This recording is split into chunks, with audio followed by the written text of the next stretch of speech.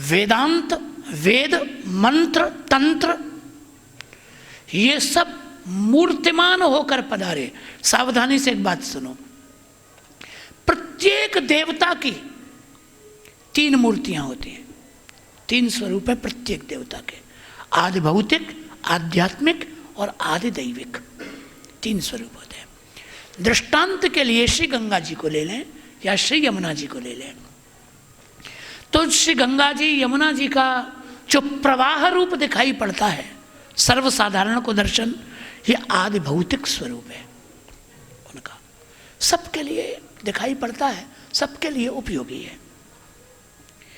इसी प्रवाह रूप के भीतर मैंने आदि भौतिक रूप के अंतर्गत ही आध्यात्मिक रूप है जिसे हम तीर्थ कहते हैं।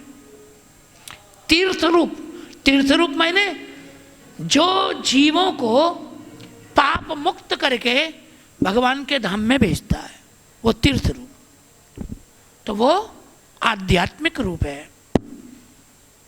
और तीसरा रूप है उनका मूर्तिमंत देवी का,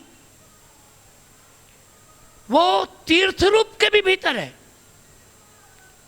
और वो भक्ति से ही प्राप्त होता है। जो श्री यमुना जी, श्री गंगा जी का प्रेम पूर्वक भजन करे, वह स्वरूप उनको ही दर्शन देता है। प्रत्येक देवता के 3 आदि दैविक रूप नित्य होता है,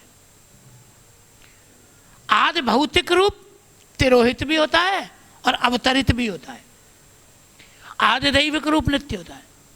तुलसी कृत रामायण जब पढ़ोगे तो महादेव जी के ब्याह में गणपति पूजन हुआ, वहां लिखा है गुरु अनुशासन पाए, ऐसा दुआ है कुछ, मुझे ध्यान नहीं पूरा, गणपति पूजे शंभु भवानी, गणपति पूजन हुआ। तो कहा ये कैसे हुआ, ये तो गणेश जी के मैया बाप ही हैं। तो वहाँ तुलसीदास जी स्वयं लिखते हैं, सुन जन संशय करऊ को सुर अनादि जिय जान। आदि दैविक रूप जो है वो नित्य होता है। तो ये जितने भर शास्त्र हैं, वेद के मंत्र भी मूर्तिमान हैं, शांत चित्त से सुनिए।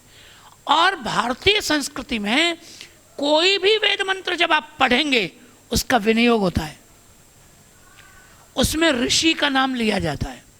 कोई भी मंत्र, मान लो गायत्री मंत्र है तो गायत्र्या विश्वामित्र ऋषि,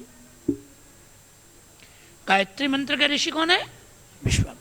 तो विश्वामित्र ने गायत्री मंत्र बनाया नहीं है। ऋषि शब्द का अर्थ होता है ऋषयो मंत्र दृष्टारः।